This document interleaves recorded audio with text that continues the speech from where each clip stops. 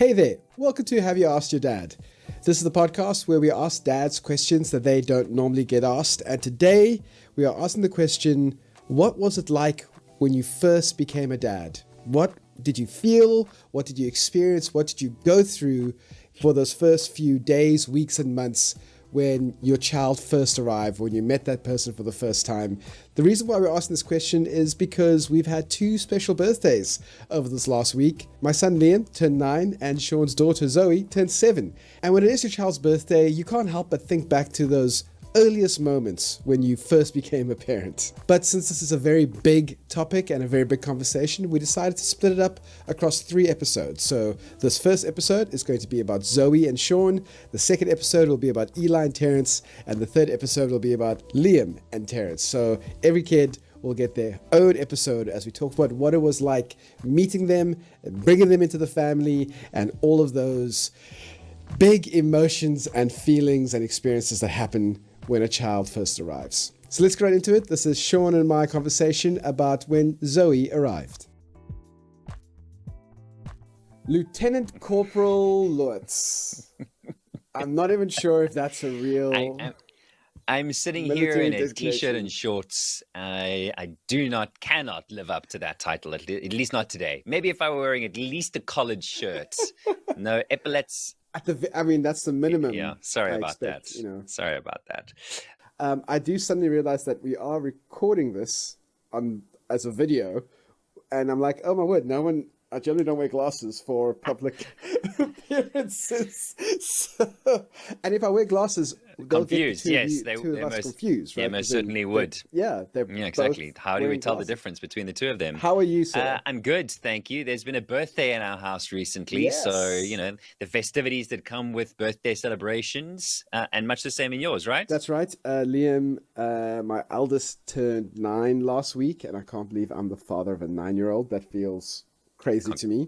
And so, congratulations, yeah, well done. And Zoe turned 7 on Saturday. Yes, she did.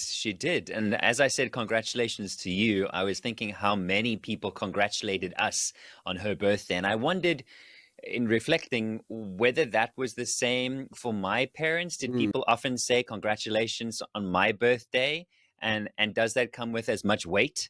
Because now when I think about if my parents were congratulated on my birthday, maybe when I was very young, but as you get older, is that like a, well done, you kept him alive? Well done, you've survived.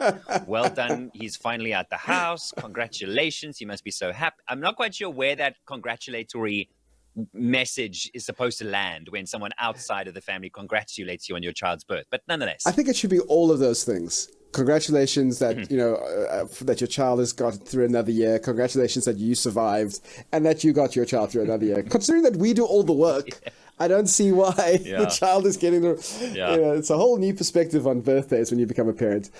But this is where your idea of us really talking through our early experiences of our children, really, and having a conversation around that, because this is something that dads don't get asked. What was your first experiences with your child like? And so we're going to be trying to kind of pull apart those first few months with Zoe and Liam and Eli, or Zoe, Eli, and Liam, because we're going to go from youngest to oldest over the next couple of episodes, which means I get to talk to you about my favorite Kales River girl, Zoe. Somebody over the weekend referred to her as a golden girl. And I know it was very much like, there's lots of good things in your future, but that those two words next to one another don't elicit anything other than the Golden Girls TV show, like a retirement village and getting up to nonsense. I didn't think That's the first place my brain goes. Yeah. Nonetheless, the Golden Girl, yep. Truly a child of the 80s. I must say the idea for the episodes came about because Rwenda and I tend to do a fair amount of reflection around Zoe's birth date, right? Where were we? What were we doing? So it's the type of conversations that comes up every year. And surprisingly, there's always something that we had either forgotten or either the conversation maybe dissipated and we didn't quite get to all of the things. But it made me wonder about other people's experiences around their child's birth, and if they too reflect on how far they've come and what they experienced at the time. So I'm looking forward to learning more about how your fathering journey began. I'm not going to lie. But yeah, let's start talking about Zoe and her entry into the world. So we're not going to go to the very beginning because that's between you and your wife.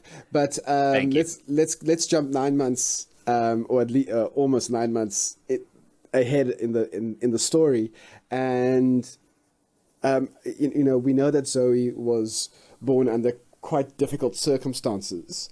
What I actually realized I didn't know going into this episode was, did you know that there was going to be issues beforehand? Were there tests that you had done that was like, wait a second, we might be encountering some problems? Yes, the short answer is yes. So you're quite right. 9 months of pregnancy, but probably about 6 or 7 months in. I'm trying to remember which scan it was. What do they call it? Like the 20 odd week scan, 21, somewhere there, where they do a 4D, which I thought sounded like the coolest thing ever. Wow, 4D, that's amazing. And it was at that scan that, we were read this laundry list of things that they anticipated for Zoe. And it was in that meeting that we were told to make a decision by Monday whether or not we were going to abort. She'd even said to Wow. us, we've left it so late that if we don't do it soon, we're going to run into other problems. I suppose Oof. that meant legal wise. So that was the start of a lot of trauma, right? And the child's not even here yet. And that laundry list, Terence, at the time, it was a hurried blood. It was a blood test that had been done. And the gynae had phoned to say that they're picking up the possibility of something like spina bifida, and they're not 100% sure. And, where are we? And we're like, well, we're going for the 4-week scan in a week's time. Like, it's just, it's booked, it's there. And it was then at that scan, and I will never forget this, lying in that doctor's office, hoping she's going to say, don't worry, things have moved along. You're cool. We can leave. And as she lifted that little sonar device off Rue's tummy, without even offering her a towel to clean up, all that jelly gel stuff, Rue hadn't even sat up on the bed, and I was still sort of hunched in the corner, sitting on a chair because the space is so small. She basically launched into this laundry list, as I've said, of things that she's spotted that she feels are wrong with our child. Everything from the blood flow in her brain, to the size of her chin, to holes in her heart, she said, don't worry about the spina bifida, that you didn't have to worry about. But, All of these then other followed it up things. with all sorts of other things, and proceeded to tell us about invasive surgeries that they could do that might put the child and mom at risk. They can't quite tell what's going on inside her head. Her head's enlarged, this, that, and the other. And that started the roller coaster ride, I suppose, of where we are now, 7 years later. So to answer your question, yes, we knew there was something, but we didn't know to what extent that something would be. And to fast forward a little bit, that scan was the Friday. By the Monday, we had organized to at least have some form of second opinion. And by the Monday, that scan with a different doctor revealed at least 3 of the things on the list were no longer, major concerns. Either it was something along the lines of the blood flow had stemmed, I think, sort of slowed down as opposed to being really fast through the brain. And there were a few other things. He said, well, don't have to worry about that. A small chin doesn't necessarily indicate one way or the other. Could just mean she has a small chin, like looking at both parents. And so a little bit more cognizant of the information in front of him in terms of what the parents look like and what the parents are in living, breathing flesh. And not just an analytical study on what the scan says, and only going on that data. And then Being a human being about that moment, really. Which was lovely. It was a refreshing take on, the previous experience. And that basically set us on a course of seeing the same specialist probably once a month, maybe twice, closer to the end. And when I say end, I mean, the beginning, the birth. So I just want to quickly go back to that moment, at that 6-month scan when like you're saying, you were describing it so deeply of, your wife's still literally on the bed, still covered in, her stomach's still covered in jelly. You're crouched in the corner. The word you said was roller coaster. It started that's the beginning of the roller coaster ride. And I know from my experience of getting very intense and hectic news like that, I can feel the blood draining away from my head, and I literally get a sense of vertigo. I feel like I'm on a physical roller coaster. And I was wondering about what your physical expression of that moment was like. What was your body feeling as you're receiving this news? Nothing. Wow. Absolutely nothing. I think I was most likely holding this facade of stability and being somewhat a pillar of strength, I suppose, would be the cliche. Um, Trying to take in as much of the information as possible, but at the same time, I was very concerned for Rue because, like I described, she barely even sat up. We hadn't really had a chance to just compose yourself before launching into all of this news. So I was most concerned for her and how she was receiving all of this. I think through the entire process, I was very aware of everything is happening to her body, and she's experiencing things at a mile a minute. From kicking to being uncomfortable to not being able to sleep to feeling nauseous or whatever the case might be. I was very aware that none of that was happening to me. So my emotions, my feelings, my mental state was very secondary. It was not front and center at all. And it's funny that you say that because I think it was either that afternoon or the following afternoon. I remember it was cold and rainy and so forth. And at one point over the weekend, I remember we lit a fire in the fireplace. And I do remember bawling my eyes out then. Mm. But I think that was probably the only occasion for the majority of time that I actually released any form of emotion. Now, there's been plenty of times since. I'm not afraid of crying. I think it's really good. Sometimes I need a little bit of help. So that's when This Is Us comes in very handy. So, yeah, I think that kind of sums up where I was at mentally. I mean, that really is a bigger version, I think, of what a lot of dads go through when it comes to their first or any of their children. Really, it's that there's this kind of complex web of knowing that whatever you're experiencing, your partner is experiencing 10,000 times more, because, like you say, it's her body. Even if there are no problems or challenges, you're still very aware that whatever the tough part, that the tough emotion, the tough physical part of it, your partner's going through that even more. And so it can be hard to give yourself any space to deal with your own stuff. And I do wonder how many men don't even have that moment that you had later in the day when you're around the fire and finally you have a chance to emote and process.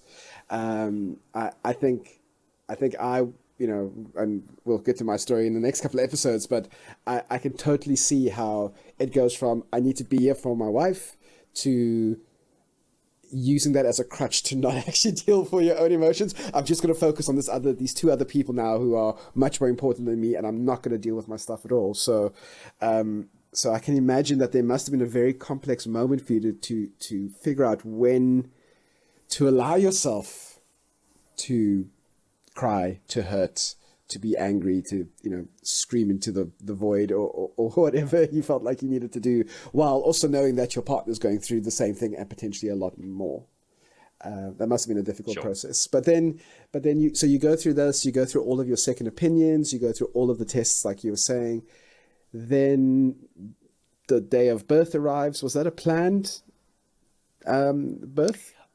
Oh, we are people of the earth, Terence. We had thought it was going to be everything would be a natural process. We're going to do this as smooth as possible. This is prior to the scan, Sure. obviously. There'll be trees, there'll be, nature's involved. I mean, we were never going to do a home birth. It was never going to be outside, but it was always going to be as close to natural as possible. Sure. And Rue was adamant to find herself a gynae that was going to do a natural birth, and she wasn't going to immediately say, let's book you in for a C-section on the 12th of, because, that suits my schedule. My golf time. Yeah. So that was always the plan.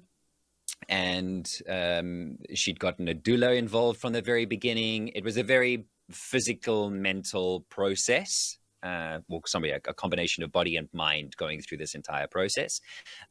We stuck through with the doula process right up until the end. So we didn't, sort of let that go because we knew everything's going to be completely different. And Dagani was also very happy for us to carry as long as possible. There was always the concern that it might be a little bit premature, but that wasn't the case.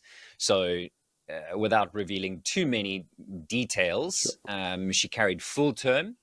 And a very interesting process is that she'd gone into labor, I think, on the Monday, right? Like water break situations.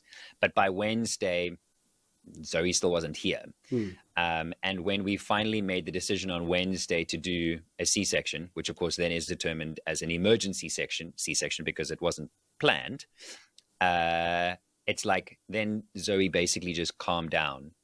It was very interesting, from the kicking to the trying to induce to all of those things. It's almost like mind and body were so connected that when we decided, okay, it's enough now, we've tried hard enough, we're now going to a bit too far. She's a good weight, she's all of those things. If we really try and push her here, we might upset her far more than is necessary. So it was very interesting for me to note that the Wednesday we had decided, okay, you know what, let's not force this anymore. Let's just go the C-section route. And it was almost within an hour thereafter, everybody just calmed down and Zoe just rested until the next morning. So that was interesting. And then, yes, C-section, knowing that there were complications, but nobody really fully understanding what those complications were going to be, because we had obviously opted not to do any form of invasive surgery to try and operate on her brain or do anything prior. At that point, they thought there might be we might need to put a stent in. There might be a blockage of fluid. There might be.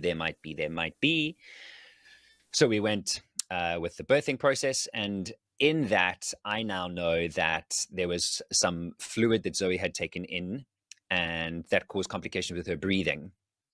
But that wasn't the first thing everybody thought. Most people thought, well, there's a problem. We know there's a problem with her brain, and she's not breathing properly, so it's probably a brain thing. So immediately, this 4.5 kg kid, roughly, was in the NICU with 500-gram kids on sort of ventilator type machines and all that sort of thing, trying to dry out her lungs and get her to breathe, and CPAP machines, basically keeping her alive. But once they had gotten rid of all of that fluid and so forth, she was in NICU for about 12 days, I think, until they'd managed to stabilize her.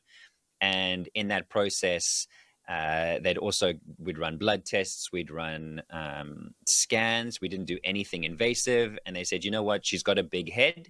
It looks like she has a big brain inside that head. We can't tell where or how, if anything else is affected. So the pediatrician suggested that we just carry on and see how things develop. We know that there's something, we just don't know what that something is and when it will start to show up. So he's like, treat her as you would treat a normal kid, but just don't pass her around to too many people. Don't bring her in contact with people that smoke a lot, all of those types of things, because obviously she's got sensitivities. And let's see how things go. So I want to, it's so interesting because, we're focusing on your experience of this time, and in that wonderful description of the first few weeks, you haven't mentioned yourself once. And I think this is the thing with dads, right? This is the thing that we do. The kind of dads that we want to be are caring, we want to be other person centered, we want to be servant hearted for our families, and that means putting everyone but ourselves first, which is not something I'm arguing against. But even when there's a moment when it's appropriate to talk about your own feelings, it is hard for people like you and me to do that translation, which is why you have a friend like me asking these questions, because one of the things you mentioned... Probe away. You're talking about, you've made that decision now that the C-section is going to happen, and everyone calms down. When you say that, does that include yourself? Did you also get a sense of calm when those decisions were made, or were you just happy that everyone else was calm? Probably the latter. I don't remember it being something that switched for me, but it would have been a switch because I could see everybody else that, we'd come around a table. We've got a gynae, we've got nurses, we've got a doula, we've got Rwanda, we've got me. There are lots of things to consider. I always definitely felt like the last thing that needed to be considered. Yeah. Right? My opinion is the one that holds the least amount of weight when you've got the doctors and the professionals that have done this far more. Plus, there's somebody in there whose body is actually under stress and strain. My opinion on the matter is not important. My priority is to keep my wife as calm and as present as I possibly can without her experiencing pain or additional stress. I mean, she's a smart person. Let's not kid ourselves. She's an exceptionally smart cookie, that one. And she still married you. So, there's... I know. I must have done something There must right, have been right? There must have been something. Yeah. So no, I don't remember at any point going, whew, now I feel better. It would definitely have been a knock-on effect. Okay, they're all comfortable. That makes me feel more comfortable. And then the birth happens. Zoe goes into NICU for 12 days. I've never experienced NICU for any period of time, but I've had friends who've had children for weeks and weeks in NICU, and it is incredibly tough to, even if it's even before COVID times, it's still hard to not have your child at home with you and having to go to another place to visit. In that process, was Zoe staying at the hospital? Were both you coming home? Not Zoe, Rue, sorry, rather. How was that working out? And how much time were you able to spend with your daughter in those first few days? Also, I know at that time, you didn't have a lot of leave time from work, so you're rushing back and forth to work as well. So how did you cope with that first 2 weeks of daughter in NICU, work, wife recovering? I don't know. The fact that I'm here is I don't know. I can recall that, again, Rwanda, as resilient as she is, refused for the evening to set without having seen her daughter, because that's basically what we were looking at. C-section was around 8 o'clock in the morning. Or at least it's early. So Zoe's been in NICU for hours, and Rue's now obviously recovering from a C-section, which involves medication to keep you, to manage the pain. And I could tell stories about how she had let that slip. I'm not sure if you're aware, but they give you sort of a morphine drip thing, which you can control, right? Yeah. And she was told to stay ahead of the pain, but she didn't know what the pain was until she realized she didn't stay ahead of the pain. And then she set alarms on her cell phone to remind herself to give herself the medication or whatever the interval was. Which left me in a spot where I had a wife that was in and out because she was, not to say that she was hallucinating, but that's the feeling I got. I got very much like, I don't have anybody now. I have a child that's on a CPAP machine struggling to breathe in one room, and I have a wife lying in a bed highly medicated in the other room, and I am literally going from the one to the other to check on who is got their eyes open or who can I have a conversation with. Or, I mean, you're quite right. NICU is an environment that's very quiet, that everybody works precisely because you're working with children that are in high stress situations. If they're not in an incubator, they're there because they need to be monitored. So they're one-on-one sort of attention. And if there's a mom in there with their child, you don't want to disturb that mom or the nurse. So it's not an environment that allows you to express yourself at all. I didn't have anybody to express myself at or with either.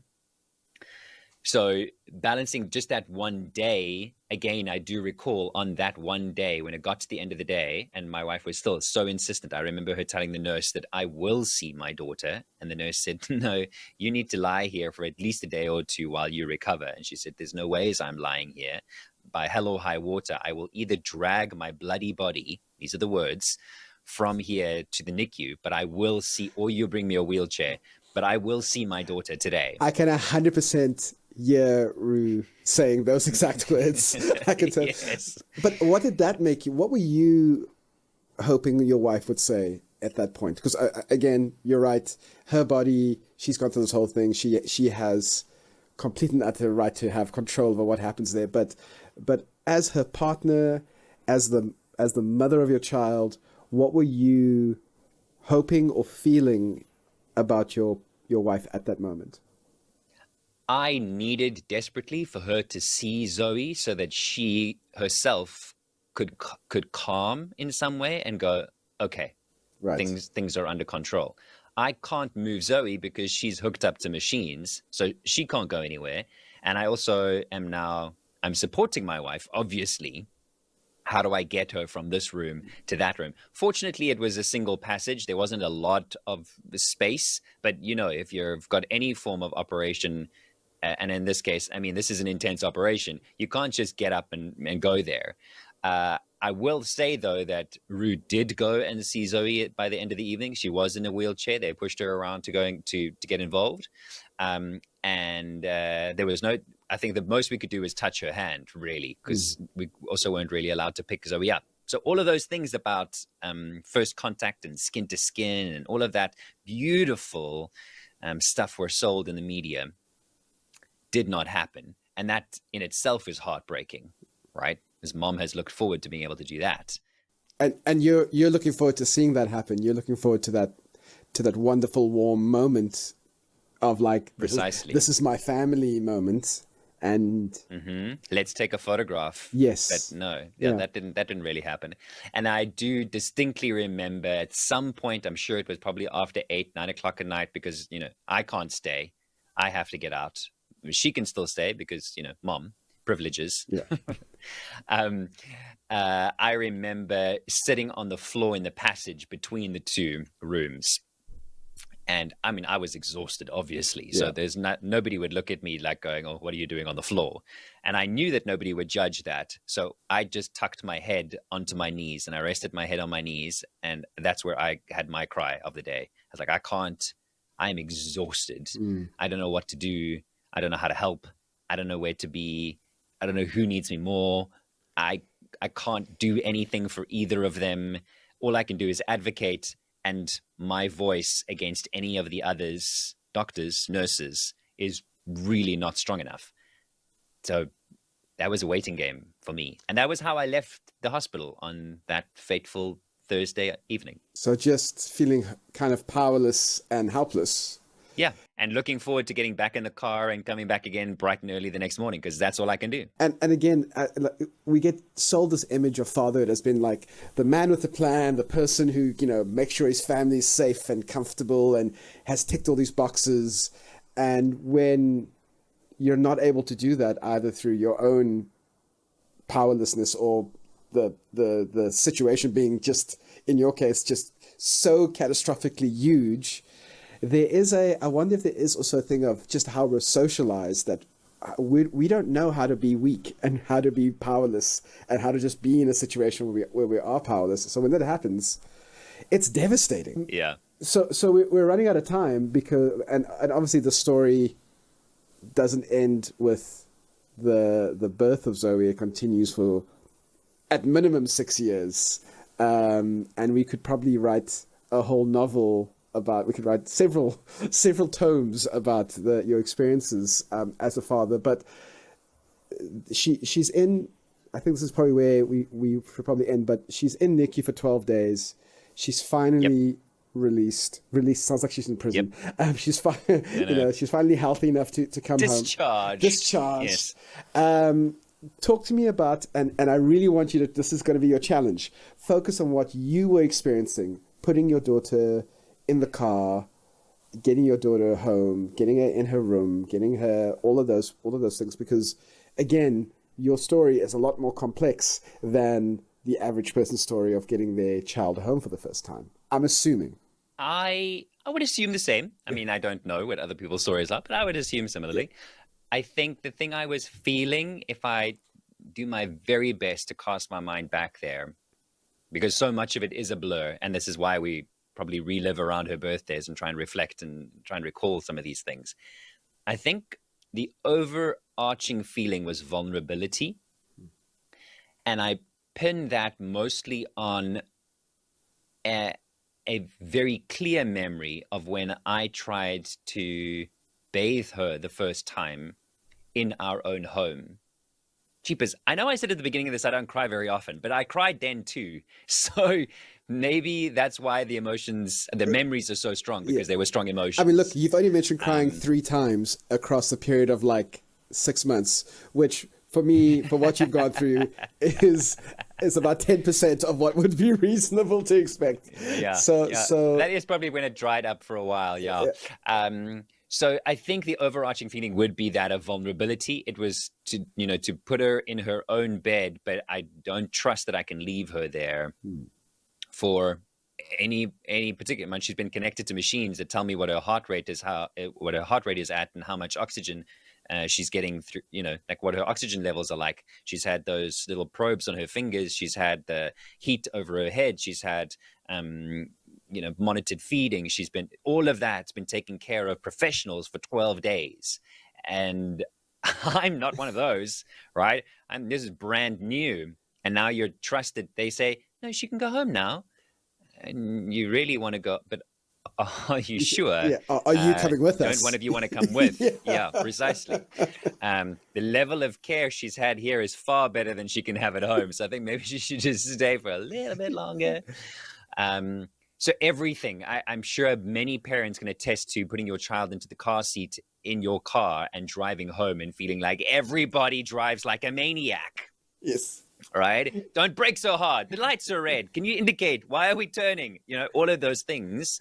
So from a sensory input situation, I remember that quite vividly. And feeding was something that obviously I wasn't involved in any way, shape, or form initially.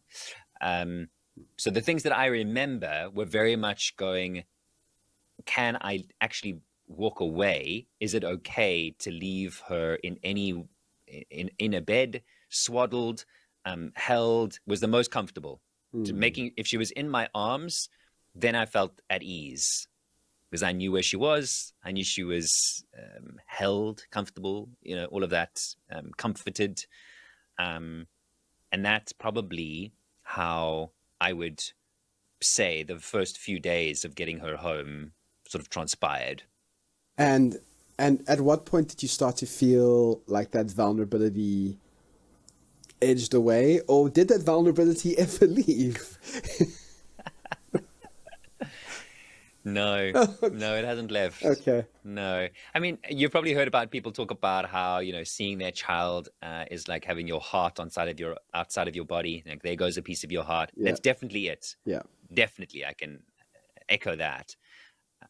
But I feel vulnerable because of all the things that can still potentially happen at the drop of a hat.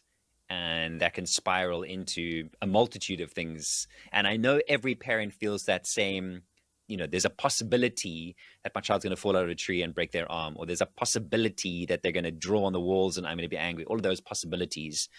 And that still exists for everybody. For me, it's a sense that there's a health issue here. There's a medical issue that people are constantly looking to find the answer for. Why did this happen? And what does it mean for her future, for your future, for everything? And because nobody can really give you a sense of what that's going to be, I will always be vulnerable to any additional inputs. And just as things start to stabilize, another doctor will say, oh, by the way, because Zoe has done X, Y, or Z, this is probably going to mean that in 3, 4, 5 years' time, P, Q, R, and T. So I never really feel like I have a sense. There's constantly somebody changing and pulling the rug out from underneath you. You feel stable, and then either she has a seizure and she ends up in hospital, or a multitude of things can happen. The image I get in my head while you're talking is of a tightrope walker in a gusty walk, doing it across 2 buildings, and there's just gusts of wind. And every time you kind of get your balance, there's another gust of wind. And you get your balance again, and then there's another gust of wind in the other direction. And that's fine if you're doing a tightrope walk for 30 minutes. It's a little bit harder if it's for 6, 8, 10, 30, 40 years, as long Yep. as Zoe, and as long as you're going to be around, I guess. And that feeling of never, again, that you are right, all parents feel a level of vulnerability, but that tends to fade away as your child develops, as you see that your child is capable of doing certain things. Whereas for you, the kind of opposite keeps happening. As you're saying, you keep getting these real inputs that there's more vulnerabilities that start to arrive. How, and I mean this with all of as much respect as I can muster, so please hear from where it's coming from. It's coming from as someone who's your friend, who cares about you. How are you not crying every day? How are you not angry? How are you, do you know what I'm saying? How are you not even just because of the vulnerability, how are you just not overcome with the emotion of having to deal with all of this all the time when other people don't? Drugs and alcohol.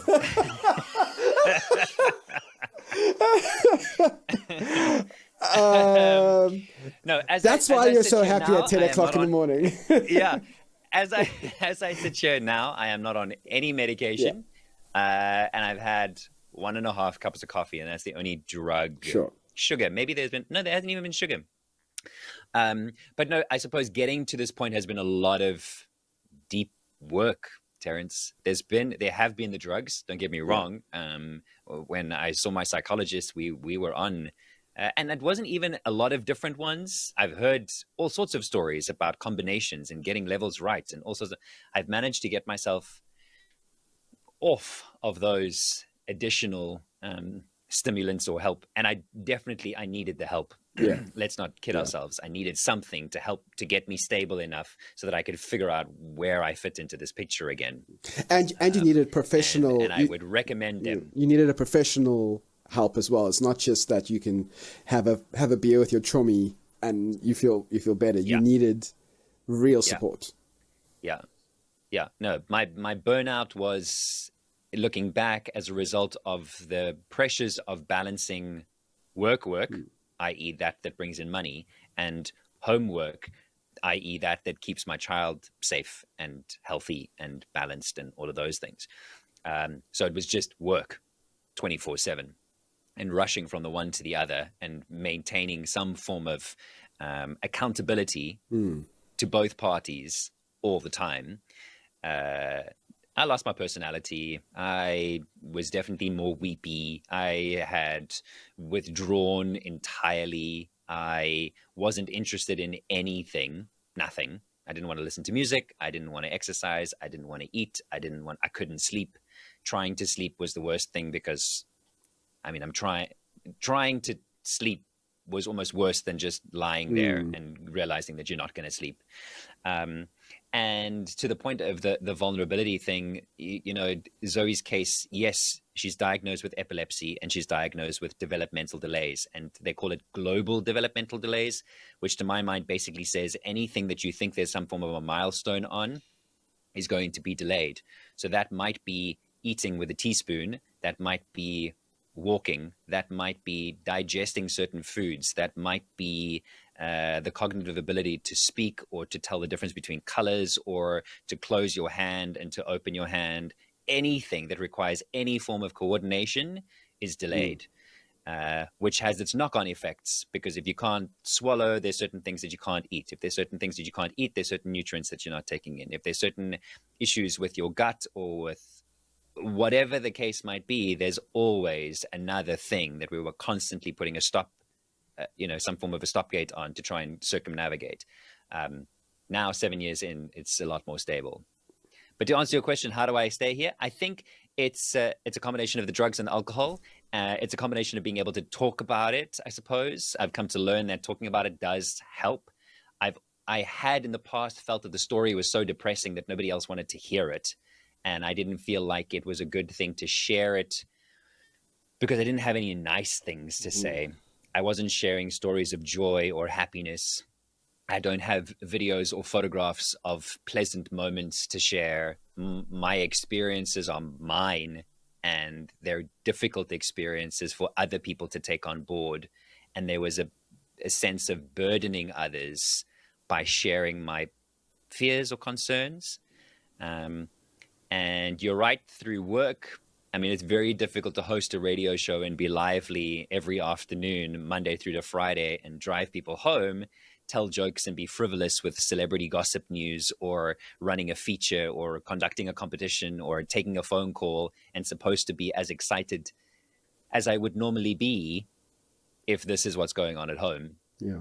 There were definitely moments where I would get messages from Rue saying, Zoe's turning blue again. What do I do?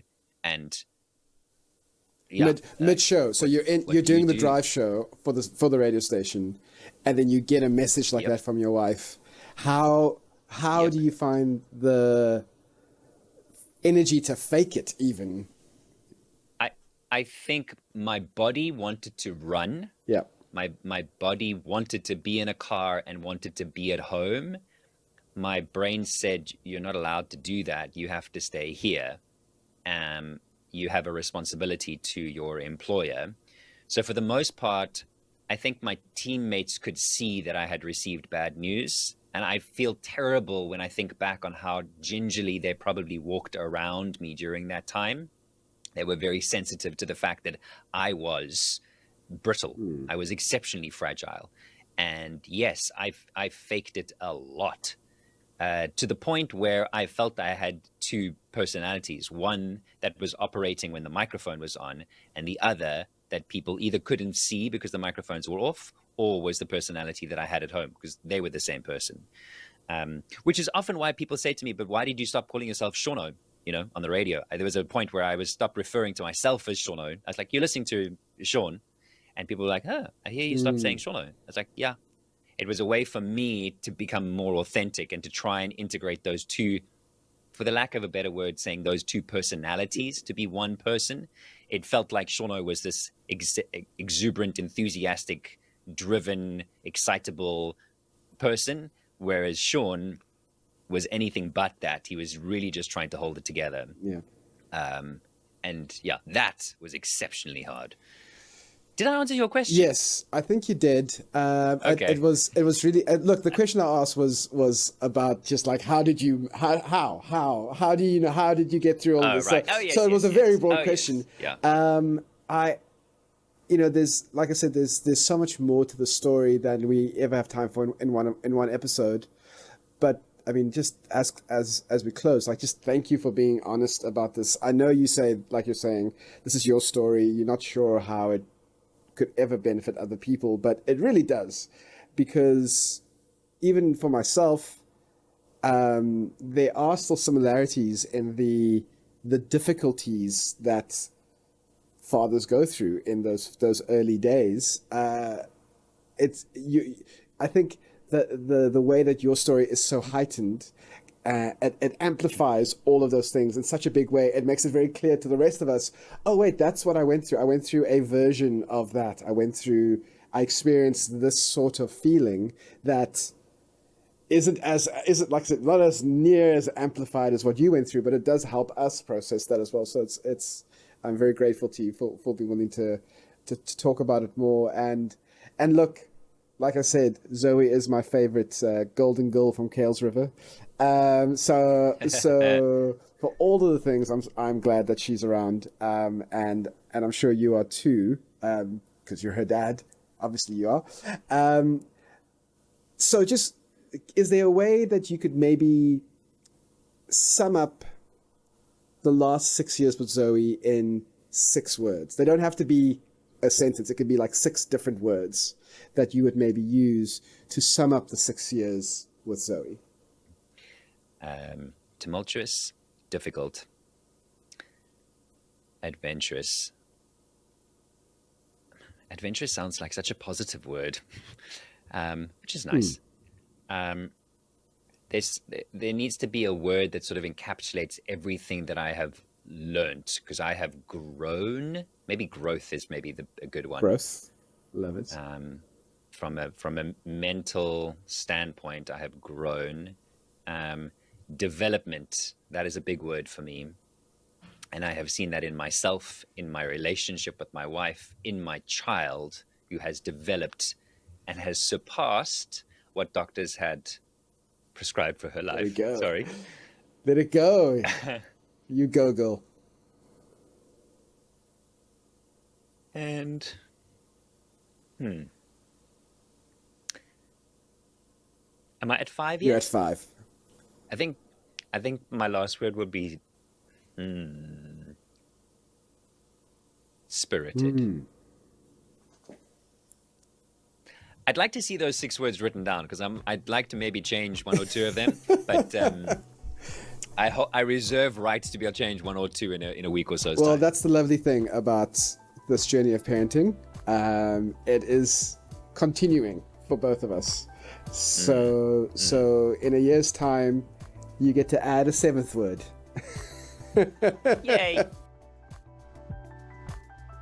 Hey, thank you so much for listening to this episode of Have You Asked Your Dad? We so appreciate the fact that you could get all the way to the end. It was a very emotional episode because this is a very emotional topic. So thank you so much for spending the time with us. We would love to hear your story of what it was like when your child first arrived into the family. You can send that to us via email to hyaydpod@gmail.com. That's hyatpod@gmail.com. Or you can just get hold of us on Instagram. Search for Have You Asked Your Dad? But from Sean and myself, we will chat to you again next week.